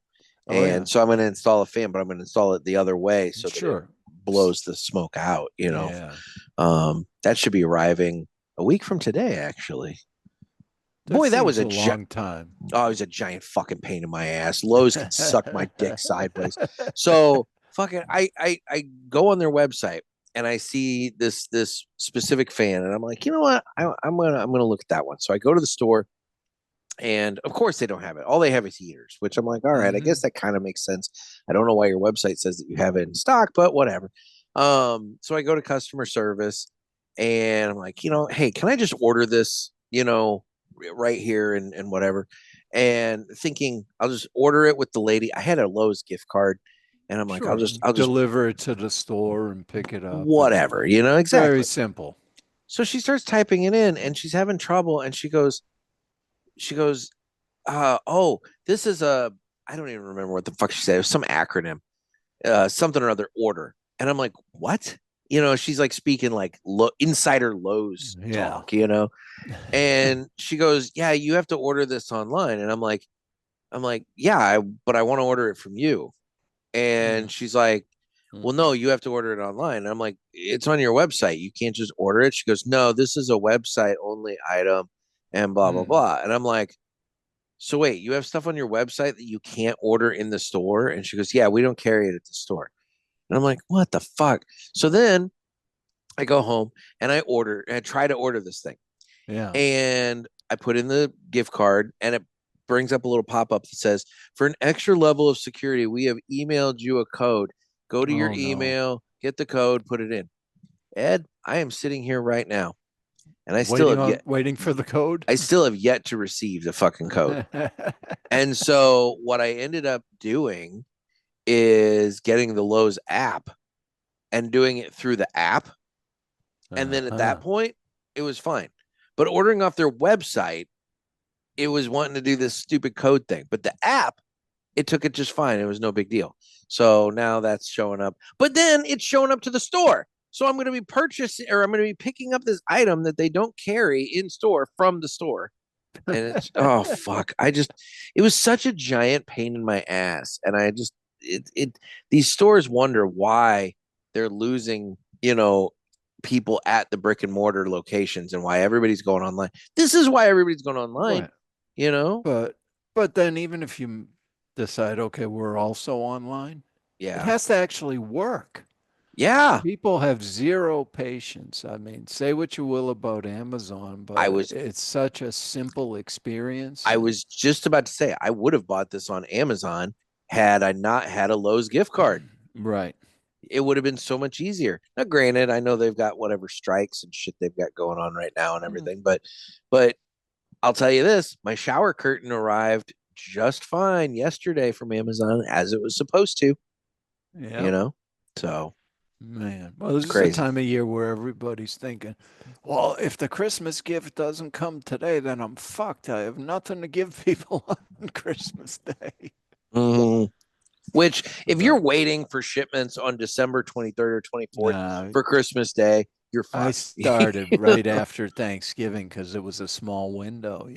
Yeah, yeah. And We had what, three less shopping days, I think, yeah, this year than well, normal or something like and that with the way forget Thanksgiving fell. forget about U.S. Postal Service. Oh my gosh. So I let's mean, talk. Yeah, let's talk about that for a minute. And I don't want to. I have a listener who, God love him. Every time I rip on the post office, I think he takes it personally, and I'm not it, ripping on it's the. not the workers. It's It's not a the workers. structural problem that starts at the top with It the definitely lunatic that was put in charge. it definitely starts with him. And I don't know, Um, day one of Biden administration, they're like, we're going to get rid of this guy, but he's still but sitting they never there. did. They're And yeah, destroying the postal service. oh God. And he literally, there was a congressional hearing where they were talking to him about all the problems at the post office, and he literally put his hands to his ears and went la la la la, like wouldn't listen to the What's his congressman. name? DeJoy? Something And like that. he's Oh, ruining all the joy of no joy. Christmas. There is no joy in Mudville. But he or the post office. Ed, my um Cigar Authority show pack, the one Yeah, that I it made the received, tour of the nation, didn't it? it went all over the fucking place. It It went can be within a mile of your house and then go off on a trip again. and it went from Nashua to Mass to Indiana to St. Louis, which then from St. Louis it would have come to my local post office and then to me, right? Mm-hmm. No, no, no, no, no. It went from St. Louis to the other St. Louis facility because we have one, and then we have the package sorting Yeah. facility. And then from the second St. Louis facility, it went to fucking Iowa, and then it went to Kansas City, and then it came back to St. Louis where it bounced between the two locations, and then to my local post office, and then to me. It Yeah. took like 8 or 9 days for that to That's arrive. my favorite when it arrives at the one they're going to deliver it from, and then Mm-hmm. it goes somewhere else and Mm-hmm. eventually comes back to the same place, and I then know. they deliver it. It was unreal. And then when it showed up, I was like, oh my God, what the fuck is this box? Because it was the one that had all the stuff for the night with the stars in it. Oh yeah. And so yeah, I'm like, what is this box? And so, you know, anyway, I was happy with that box, but nonetheless, I Yeah. didn't know what that box was. So Did you enjoy the night with the stars? mm-hmm, Till I the did. end, where I'm like, well, Dave said we had 3 minutes, and now it seems to keep going. I noticed when it finally ended, you were like literally the first one off. I was like, man, where'd Ed go? He was quick. It's like you were just sitting there Uh, on the end button, just waiting.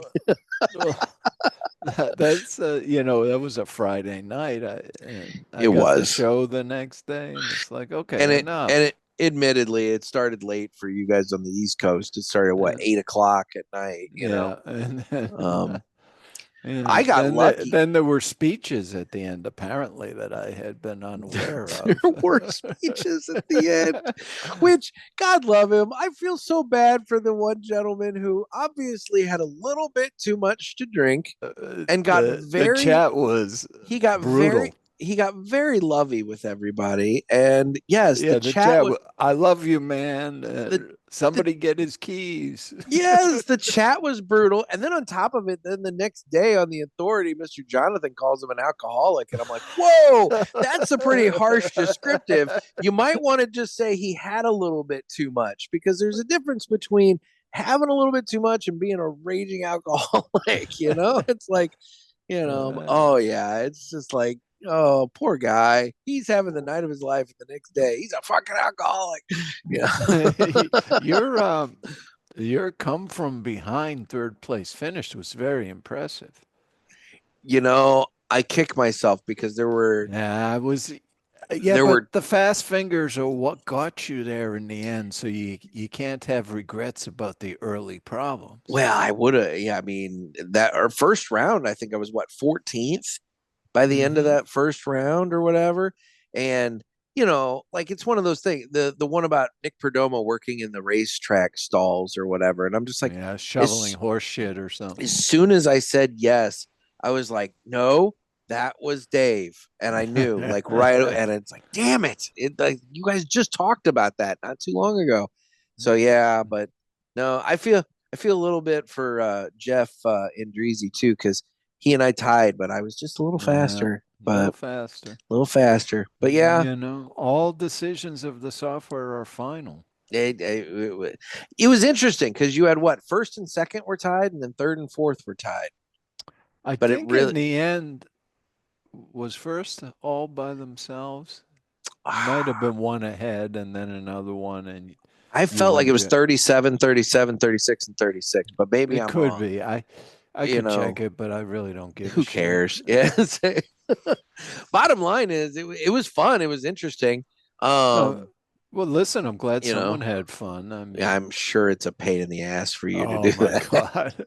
And the software barely works. So Mm. it's like 50-50 whether it might crash and we lose everything. Oh God, that would have been that would have been a nightmare. Yeah. It was fun watching though, because I mean, you're entering in these answers, and you feel like you're going so fast, and then it comes up the thing, and I'm like, well, shit, I was like seventh. I'm like, I didn't know, But then, Uh-huh. like in the chat, you feel like you see yourself first, and then you see other people, and Yeah. and then, but then so it's like, yeah, And it was odd. yeah, I don't know how all the YouTubes works. I don't know if everyone would have the same view of, what came in first in chat. Probably Mm, not. that's true. There So might be a delay or yeah, something like that. Yeah, but which is why it's better to stick to one platform for that stuff because others might be oh my completely no chance of winning, right? oh my God, yeah, no, there's no way. Like if you were to try and combine Facebook and Facebook YouTube and and Rumble and YouTube, I mean, like, right, because I monitor the streams and they're at very different points, yeah, and you especially when you're trying to go down to the fractions of a second, it's like, yeah. you can't have it. Can you use a different? So, like, let's just hypothetically say YouTube gives you guys the boot. What are you like? Can They you use Rumble they or don't support it on Rumble, okay? you know. So if YouTube gives you the boot, that's the end of the Cigar Listen, Authority was it trivia. wrong of me to be thinking, I kind of hope we get thrown off YouTube before this episode, but I guess I that was would be wondering. bad. I was wondering. I'm like sitting there going, like, if YouTube gives them the boot, they can't do this. And yeah, no, okay, all right. I was saying that to Dave, we probably should have a backup show. I mean, we may get to the day and we can't do it. Yeah, yeah, So, yeah. Well, I it mean, it worked worked out. out. It Yeah. worked out. So, well, fun. Well, let's do this now. It's time to fly high with Blackbird Cigars. Blackbird Cigars offers you remarkable quality using the most delicate and finest tobacco to always ensure that you're receiving unsurpassed cigars. Blackbird Cigars strives to give you undoubted repeating flavor for every cigar you smoke and impressive quality so that you can always expect greatness. Check out their website for a full list of stores carrying Blackbird Cigars and give them a test flight. Blackbird Cigars can't clip our wings. So Now, today, yeah, what? Nick, was it you that put the split infinitive in the copy? To I mean, always ensure. oh, that came off their website. I got Ah, text. I get here's text the off the thing though, sometimes websites. when you fix it, it doesn't sound as natural. Yeah, To I ensure always, always to ensure? No. nah. Yeah. I pull copy from their website, All right. All right. which I mean, You're forgiven. it's what it is. Well, if it's good enough for Star Trek to boldly go, then I guess it's fine. It's so So now you've got me anyway, thinking about that. It's like, yeah. So Daniel O'Keefe's father, Daniel O'Keefe Sr., he created Festivus, a secular alternative to the commercialism of Christmas. Dan O'Keefe was a writer for the sitcom Seinfeld, and he introduced the holiday to the show in the 1997 episode The Strike, and which he co-wrote. And Daniel O'Keefe Sr. created Festivus around 1966, often celebrating it on the anniversary of his first date with his future wife. The holiday had no set date and could be celebrated at any time of the year. but I guess it kind of settled on December 23rd, Yeah. with the Seinfeld episode. But the holiday, amongst the different features of it, features the airing of grievances, where family and friends share how they were disappointed by somebody in the past year. I feel like you and I did that with Cigar Aficionado pretty Yeah, we were sufficiently today. disappointed. We're very disappointed. It does feature the Festivus dinner, a meal shared before the feats of strength competition. Um, we didn't We eat. had no meal. We had no meal. We had no meal. And then there's the feats of strength competition, where the head of the household is pinned in a wrestling match beneath the Festivus pole, because that is the other thing that we're missing. I don't have one. No. The undecorated aluminum Yeah. pole. We're missing that. But Yeah. yeah. I mean, So strippers have one. yeah. Oh, now you're reminding me. Let me finish this and then we'll get to that. So be like Daniel O'Keefe and Blackbird Cigars and don't let anybody clip your wings. Dude, I saw an Instagram or Facebook. It was a reel where they were highlighting this house in California that's on Zillow for like 900,000. Mm-hmm. And they start showing the inside photos. Literally in the kitchen, there's a stripper pole, Oh, nice. like right there in the kitchen. Then you move to the bedrooms, where you have some very elaborate beds with rigging mechanisms, harnesses, and they're steel reinforced. I mean, these beds are like, they're heavy duty, very colorful, color Yeah. scheme to these bedrooms as well. Then there's the BDSM dungeon that features God knows all kinds of shit. And it just goes from it. There's also a room that looks like a medical office. It's got like the bed or the table and all kinds of different things. Some stirrups too And for examinations. and all I can think is this house was a porno set. Mm, This house had to have been a porno set, because they could have filmed the doctor, sure. videos in there. They could have done the dungeon Was videos there a there. casting couch there? No kidding, right? But like, I'm just like looking at this. I'm like, this house was a porno set, and Ah, featured a small backyard that had a hot tub and everything. I'm like, oh yeah, this is definitely a porno house. ah. So And so you're not buying it. no, I don't have 900,000, and even if I did, I wouldn't want to live in California. But you would live in a porno house, just not in California. Hey man, if I could use it, and then, it's like I'll rent it out to people. They can Sure. use it for their movies, and whatever. You think they have a site like To that where you can rent your house to porno productions? I would. They'd almost have to. I mean, Yeah. they got to go somewhere, and it's a nice investment property. You get Hmm. that, and you can make some money off that. I Yeah. mean, That's good. I look, thought it there's was no good. there's no shortage of porn. So I No. mean, although I don't know, I wonder if the industry's been hit hard by OnlyFans. I would assume so. You'd almost have to think, you know. A lot of it seems self-produced, like all content.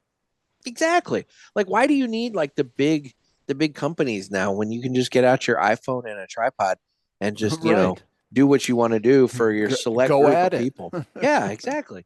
Put together a thing on your phone, select group of people pay, however much a month to get you on OnlyFans, and you're set. Yes, I don't sir. know.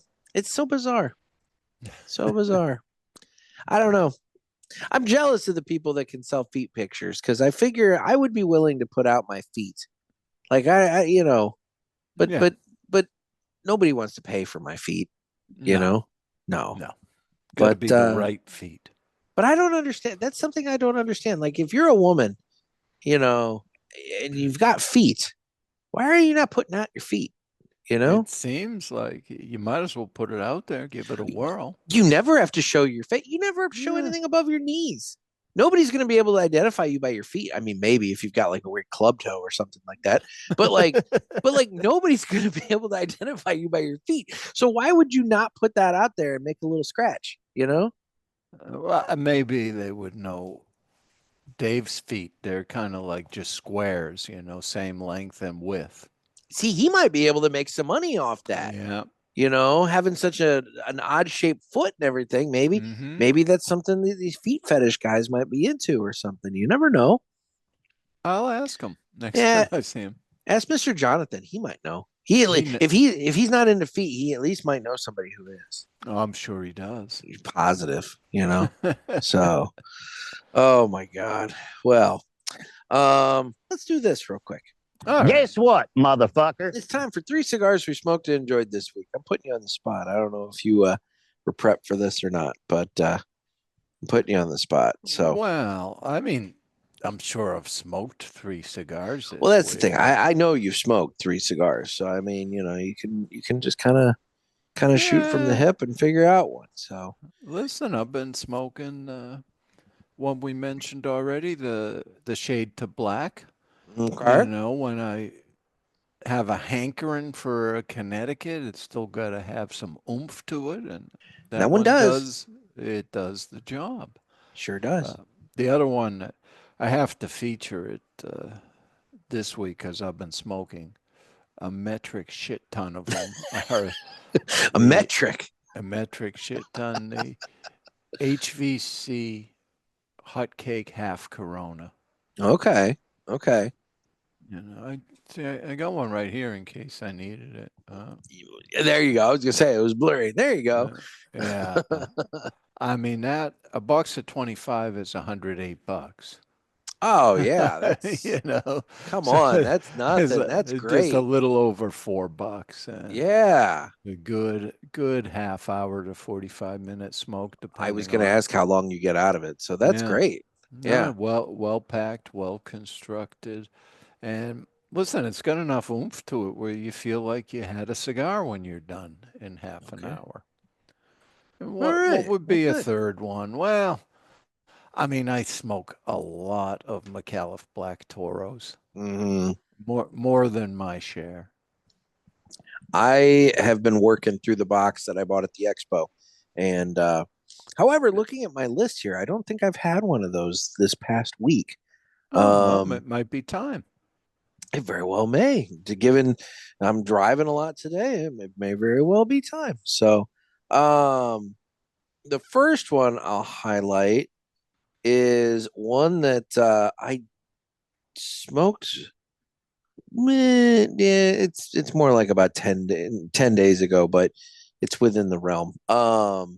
It's the Perdomo 10th anniversary champagne. I used to smoke the hell out of that thing. Yeah. And it's one of those things, you move on, you find other things, and your palate changes and this and that and whatever. But I went back to that one and I smoked that. It was 10 days ago, and holy shit, it was like, this is nice. I haven't smoked one of these in quite a while. It was a good cigar. That's my other go-to Connecticut when I'm in the mood for Connecticut with oomph. With oomph, exactly. I think before we recorded, I was finishing up a 10th anniversary Purito. Okay. Which come in boxes of 50, and they're like a half Lancero size. Oh shit. But perfect for. So they really make Dave's fingers look small. Oh my God. You wouldn't even see it, But those are a great dog walking cigar, especially cold morning, Yeah. Yeah. Okay. And then another one that I smoked and enjoyed, also a little bit on the lighter side, was the Diamond Crown number 4. I got some of the fine folks at JC Newman, sent a nice little Christmas package. And you had the one with the new band on it. I did. And that's right. You were on that. Yeah. I smoked one of those on that show that I did with Chef Charlie and with Jim, and that you were on there when we were in the Sheddies. Yeah. Sheddies. Yeah. Sheddies. Okay. Yeah. That's right. And no, it's a good cigar. I enjoyed it. And then the last one, man, I'm looking through my list here, and I have been very firmly in a rut for the month of December. I mean, it's like me too. It has been the same shit going by here. So I'm trying to find one that maybe is standing out as a little different, and I'll go with this one. It's the Herrera Esteli, the Habano. Generally, I have some issues with combustion on some of those cigars, depending upon which one I get. But the Habano one generally I smokes really, really nice. And I like the flavor on that one a lot. Yeah. So there's a lounge that's 3 minutes that way. And nice people, selection is very limited. And so it's one of those things where when I don't feel like sitting in the garage and I have to, and I want to have a nice Right. chair and be in the warmth, it's like, well, that's the closest lounge to me, but I know that I'm going to have to find something there. And Which can be fine at times. It takes you out of your normal comfort zone. it does. But they have a very limited selection, but they have a very large Drew Estate selection. And so, then that's where the Herrera Esteli Habano came into play. Sure thing. Now, what I'm looking forward to is your synopsis of your 2024 smoking. Like I don't have the patience to do that, so I'm kind of fascinated by that. Is going to come up on that'll be the January 3rd episode. That'll be right. I'm going to have that all broken down. We're going to go over all the numbers. You got countries and sizes and oh shit, countries. I don't know about that, but well, countries is an all interesting. It's been. I don't even. That's white. You can't see that at all. Yeah, countries are an interesting thing in that it's become less relevant with all the blends out there. It's just okay. So it was made in this country, but it's all tobacco from another country's tobacco. So what does that make it? That's a good point. I don't know. But I'm looking forward to seeing like what brand came out top because there's a few that I know I smoke on the regular, but man, there's some that have come along that it's like, okay, I've smoked a lot of those this year. Yeah, it's sort of a surprise how many you actually. Yeah. So and that's the other thing. What's the count? What's the count going to be? It's because I was good for probably an average of 3 a day. I'd say you're around 1,000, or is it more? Okay. This has been a weird year for me.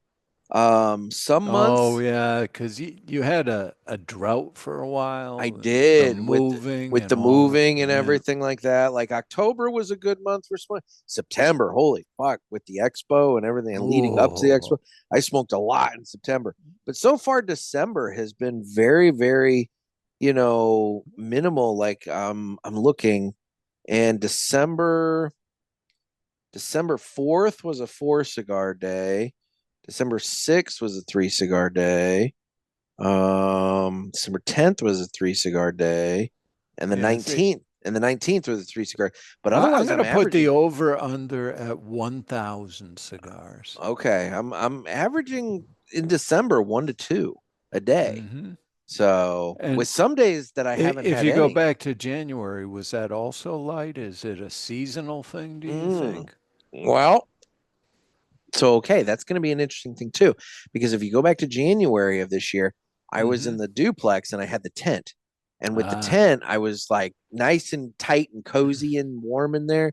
And so you don't feel like it impacted. I don't feel like that. I feel like that I was smoking more. I feel like I was smoking more with the tent than I am with the garage. Because the garage, it's just once you have it dialed in, you'll get those numbers up. I have confidence. I agree. I got to get the fan going in here, and there's some boxes this way that I need to clear out so I can pull the car in. Because it's like I was talking about on a previous show. I figure if I pull the car in here, that'll take up more room in the space, and it's less space for the heater to have to heat, and then I can get the room heated up a little bit better. Don't run the car.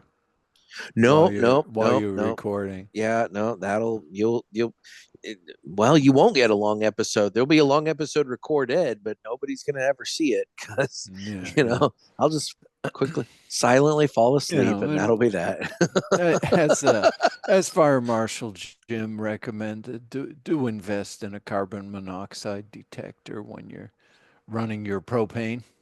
I have one actually inside. That I'm going to move out here. It's and I've got we covered that. I've got an outlet. You had a plug-in one. I've got an outlet like right there, so it'll be It'll be right there, so it'll be perfect. Yeah, usually when houses are getting sold, you end up with some random Yeah, ones plugged into outlets because the inspector came and said you need this, whether it's true or not, and yeah. you plug one in and they say, okay, you passed. See, I had the plug-in one at the duplex because that guy didn't have one in the duplex, and so I'm like, I probably need this, and It you can't know, hurt. nah, I didn't think so. But yeah, so no, I'll have that set up. It'll get better. It'll get dialed in, and you know, we'll get these tubs cleared out of here so I can get a little bit better space going, and No, it'll be fun. 2025, it's going to be better times. It's gonna be my year. It's gonna be my Yeah, year. You it's know, the year of Nick. it's the year of Nick. Okay, we'll check in Oh, towards the end of the year of Nick and see how there, that went. there we go. We'll see how that goes. Yeah. 2024 was not a bad year. All things being equal, it was a definite year of change, but it was not a bad year. I haven't I've had worse analyzed it. years. I'm sure I've had worse. I'm sure I've had better. It was a Exactly. year. It was a year. Now if you ask me tax time, no matter what year it is, it fucking sucks. Yeah. Like I can guarantee come April of next year, I'm going to be ready to slit my throat. But it happens. Yeah. But we've got PCA next April too. Well, So and we've got Trump coming. I think he promised to pretty much get rid of all taxes over the course of that campaign. I mean, I'd be all right with that too, until everything stops. But Yeah. I'd be all right with at least a nice big fat reduction of my taxes. All right. Um, I'd be good with that.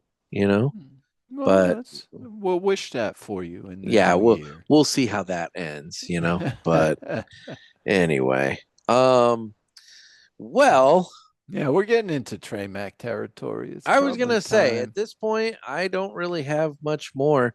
And I'm gonna let's do final thoughts on the cigar, and then you and I can call it a day here. So I'm down to It the little definitely bit. is one of those where when you start smoking it, you say, well, this isn't much, but Yeah, the but cumulative and a big it adds part of up. it is, yeah, you really got to smoke it slow. If Hmm. you really go after that, it'll come back at you. Well, as we're at an hour 46 on the board here, I'm down to this little bit, and So, listen, you you know, got almost 2 hours out of a good $10 cigar. precisely, you can't beat that, and No. So it if it is. anyone's been curious about it, yeah, grab one of those last 6 boxes in existence. Yeah, because I mean, they should still be there, hopefully, or at They least should. some. At Some. least some.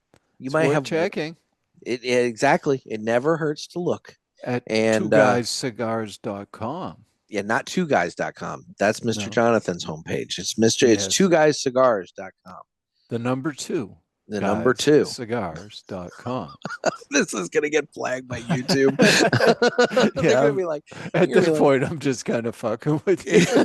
they're like, they've said it like 80 times. We have to flag them now. Merry Christmas, you filthy animal.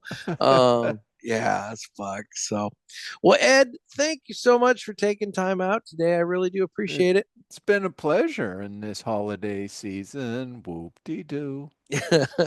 Well, happy Festivus and Merry Christmas to you. And the same to you and yours. So I really want to thank Ed for taking time out of his day today to sit down and chat with me.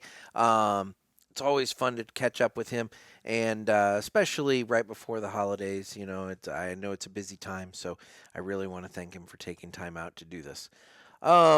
Anyway, in terms of the socials, I am available on Instagram at the Cigar Pulpit. I'm on Facebook, where we have the Pulpit Parishioners group. You can get in on the fun there.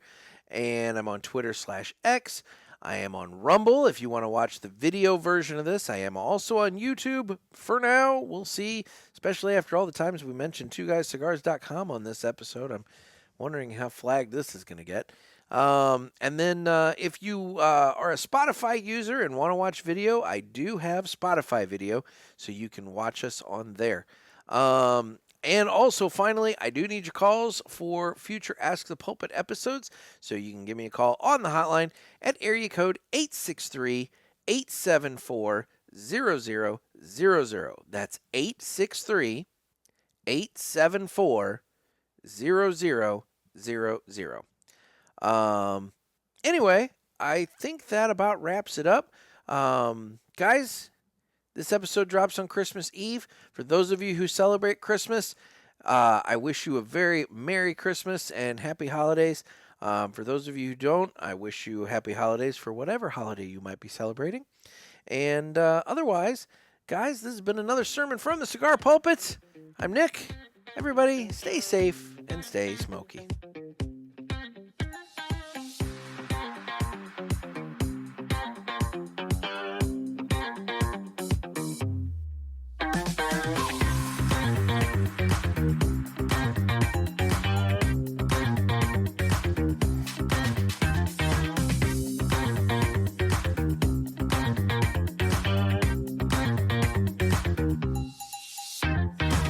Merry Christmas, everybody.